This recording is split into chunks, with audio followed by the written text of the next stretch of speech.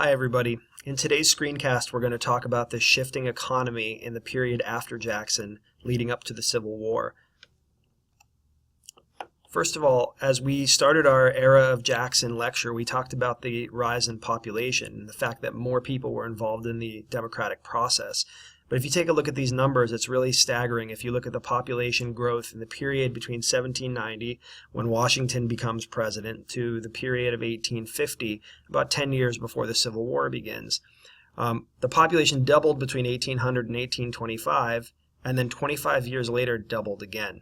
Right? So by 1850, the population of the United States is 4 times larger than it was in 1800. And you can see by looking at the map here just how much the population has spread out as well.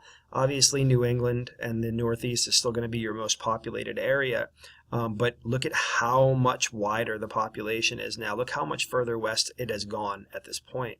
And we're going to talk about some of the sheer numbers in a minute. But what we end up seeing is that actually the Northeast and the areas around the Great Lakes are going to grow in population at a faster rate than everywhere else. And that's going to have some political implications for later.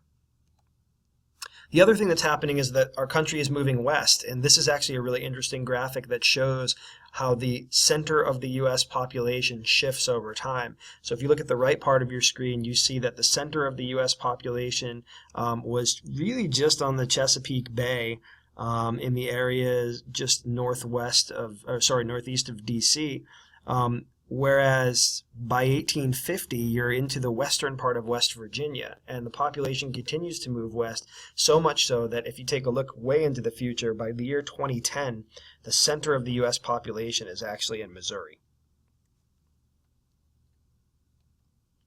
Let's talk a little bit about the cities, and this is really one of the big changes that's happening in America, is that the country is becoming more urban. And we're going to see that northern cities are going to grow to be much larger and much more frequent and much more widespread than they are in the south. The reason for this has to do with geography. The north has stronger rivers and better ports for trade, and so we're going to see industrialization come to the north before it comes to the south. The fact that new factories are springing up all across the north requires a new need for labor. And so when immigrants come to the United States, they're going to be more drawn to the north than to the south because there are more job opportunities in the north. And remember that with uneven population growth in the north, you're going to have certain trends that are going to change things. But first of all, the House of Representatives is based on population. So that means that northern states are going to dominate the House of Representatives. If you look at the numbers, by 1850, 2/3 of the U.S. population lives in the north. 22 of the 25 largest American cities in 1850 are located in the north. So that's pretty remarkable, how much more populated the north is and how much more urban the north has become. So what we see is that lifestyles begin to change quite dramatically, and so the kind of laid-back agrarian sun-up to sundown kind of pacing of the South, because it's based on agriculture, is going to be pretty constant, pretty steady, similar to what it always had been. But now the lifestyle in the North is going to become much more fast-paced, much more industrial-driven, and so we're going to definitely see that there's going to be a cultural divide between the North and the South. Let's talk briefly about new innovations that lead to what we call the transportation revolution. Remember how we had talked about infrastructure, the internal improvements that Henry Clay was proposing to forge a national economy? Well, those are going to become a reality in the years leading up to the Civil War. And we obviously talked about the controversy of the tariffs and the fact that tariffs would be used to pay for these infrastructure projects. The vast majority of them are going to be in the north, but they will be used to create more of a nationwide network of transportation. So one goal is to connect all of the inland regions to the coast. So all the states that are located around the Great Lakes, we want to connect those to the coastal cities. And the way that we're going to do that is actually through canals and eventually through railroads. And then we're also going to want to connect the industrial north to the agricultural south, especially when cotton becomes an important crop in the south, and we're going to be shipping that cotton north on the railroad lines and on the roads and on the rivers and canals to get them to the northern factories where they can be manufactured into textiles. Some of the important examples of these major transportation routes that are carved out, the National Road, sometimes also called the Cumberland Road. I'll show you a map of that in a minute. The Erie Canal, which connects the Great Lakes of western New York to the Hudson River. So that allows goods to flow from the industrial Midwest all the way down to New York City. We're going to see the implementation of the steam engine, which is invented and kind of perfected over in Europe and then brought to the United States. We're going to put that on boats to move up and down rivers. We're going to put it on railroads, and we're going to be able to ship goods much more quickly and much more efficiently across country. We're also going to see turnpikes put in place. These are roads that are paved much better than any roads ever happened before, but they have a toll, and the toll that you pay on a turnpike pays for the maintenance of that road. And we're also going to see bridges, connecting cities that are across the river from each other through bridges. So here are some just images of the new forms of transportation that are taking place. And when you look at the river boats and you look at the railroads and things like that, if it starts to evoke kind of the imagery of Tom Sawyer and Huckleberry Finn and that era of history, well, that makes sense because those books are written about this era of history. Here's the Cumberland Road. As you can see, it's going to connect the western little portion of Maryland there all the way out to Illinois. And so it's going to cut through the Midwest. It's going to cut through Ohio, Indiana, and eventually Illinois. And this is going to be an open road that allows goods to get from point A to point B. And what you're going to see is all of these important cities pop up along the road. And so if any of you are ever fans of the Disney movie, the Pixar movie Cars, it's one of my favorites. And the great thing about the story Cars, right, is that Radiator Springs, which is the old town that used to be on Route 66, it dies because a major interstate comes by. These towns depended on traffic coming through to stay afloat. These towns depended on trade and people traveling and stopping and staying at their hotels and eating at their restaurants and all of that. And so any town that was going to flourish as we expanded westward was either going to have a railroad station, or it was going to have a major trade depot, or it was going to have a road that went through it. We're also going to see canals dug all throughout. You see that most of them are in the north, but what canals do is they tend to connect two bodies of water. So typically what you see is it's going to connect a lake to a river, or it's going to connect a lake to the ocean. And these are going to be major modes of transportation, not just for people, but more importantly for goods. And so because some of the rivers flow strongly in one direction or another, a paddle boat's not going to get you there. It's not going to get you upstream very easily. And so the advent of steamboats is going to be really important here. Sorry this got cut off on the map, but this is actually a map of the expansion of railroads in the United States up to the year 1860. And so you notice that what we're doing with the railroads is we're trying to connect the cities that are in the interior of the country to the cities that are on the coast and to the ports that are on the coast. And so now you have this like triple threat of roads, rail, and canals, and we're very efficient at moving goods from point A to point B and moving people around as well. So obviously with all this industrialization that's starting to grow in the United States, we're going to see the birth of a real industrial revolution in America. The Industrial Revolution starts in Europe and then migrates to America eventually. And so we're going to see the Industrial Revolution is going to actually transform the economy in a bunch of different ways. One of them is to kind of bring birth to a new type of business called a corporation. And a corporation is a business where different investors pool their money or their capital together in order to limit their liability.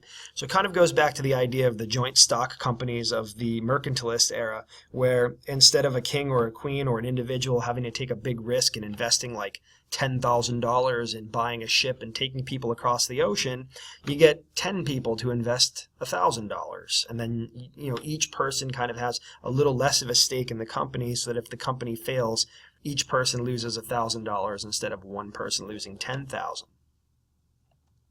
We're also going to see the implementation of a factory system, a system of manufacturing where all of the means of production are under one roof. And so you're going to have raw materials come in on one side of the factory and finished products come out on the other side of the factory. And this is really the first time in the American economy that we're going to see that kind of process. Samuel Slater, who becomes famous in the Blackstone Valley area of Massachusetts and Rhode Island, is going to be one of the chief textile producers in America. Francis Cabot Lowell, who has a mill that he puts up in a town that becomes known as Lowell, Massachusetts, on the Merrimack River, becomes famous for actually recruiting young women to come to his factories, and he provides them room and board and education and all sorts of other things. And so for a working class family who has a daughter who's maybe in her late teens or early 20s who's unmarried, they could send her off to the Lowell Mill and she could get the skills that she needed, she could make her own money, and she could have her own life and not be a financial burden on the family. I know that sounds awful, but usually a working class family would either try to marry their daughter off to a young man who could take care of her, or find some sort of an option like this where she could go and be a servant or help somebody out in their home so that they would have a place to live and food on the table. We're also going to see the rise of labor unions during this time period. This is still very early, but the idea that workers are going to come together for a common purpose to put pressure on their bosses to get better wages and better conditions. And this is going to become really a force in the American economy after the Civil War. Some new technologies that spur this economic growth are Eli Whitney's cotton gin. This is a simple machine that helps to comb the seeds out of cotton that's harvested from the cotton plant. This used to be done by hand. Using this machine, it can make cotton production much more simple and easy and quick. And it actually increases the need for slaves because now slaves can pick more. Now, we went from the southern states being focused primarily on cash crops like indigo and rice and tobacco, switching over to cotton, and now with the ability of the northern factories to produce cotton and to make textiles and fabrics, cotton is going to become the main cash crop of the South. So this is that transformation from tobacco to cotton. We're also going to see the John Deere steel plow. Yeah, that John Deere. When you see farm equipment now in that characteristic green and yellow paint, those tractors are the evolution of John Deere's original steel plow. Instead of pushing it by hand, a wooden plow that can rot and maybe not be so great, this is a metal plow that can be pulled by horses, and it makes tilling the ground much more efficient. Cyrus McCormick comes up with an idea for a mechanical reaper. This is actually a machine that will cut down grain or cut down corn so that it doesn't need to be done by hand. You pull it behind a wagon or a horse.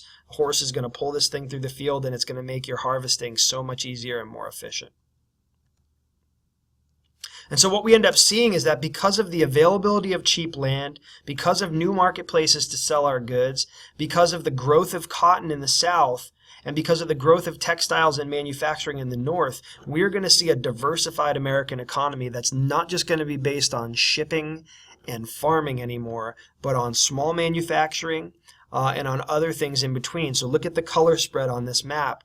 You see now that you're still going to have your tobacco, right, in Virginia, and you're going to have tobacco in parts of Missouri and Kentucky now. You're going to have dairy, cattle, and hay in your sort of northeast region, but you're going to see that cotton absolutely takes over the South, especially the parts of the South as we expand to the west, Alabama, Mississippi, Louisiana, Arkansas, and then eventually Texas. What are the effects of this market revolution? Well, first of all, women are going to play a more central role. They're going to be working in factories, they're going to be teaching school, and they're going to have more control and influence in society, but they still can't vote. There's going to be a wider gap between the rich and the poor because the factory owners are going to get super wealthy, but the workers are still going to be paid a very low wage. And we're going to see an increase in slavery because new machinery makes slaves that much more valuable, and it makes plantation owners able to turn an even larger profit. So what we see through this transformation of the economy is actually a major division between cultures of the different regions of the country. So you're going to get a different culture in the North versus the South versus the West, and that's also going to be reflected in the attitudes and the politics of each region. In the North, we're going to see massive immigration from Europe, especially Ireland and Germany, and we'll talk about some of the reasons for why they come from those countries. But we're going to see lots of different factors that push people to America for greater opportunity.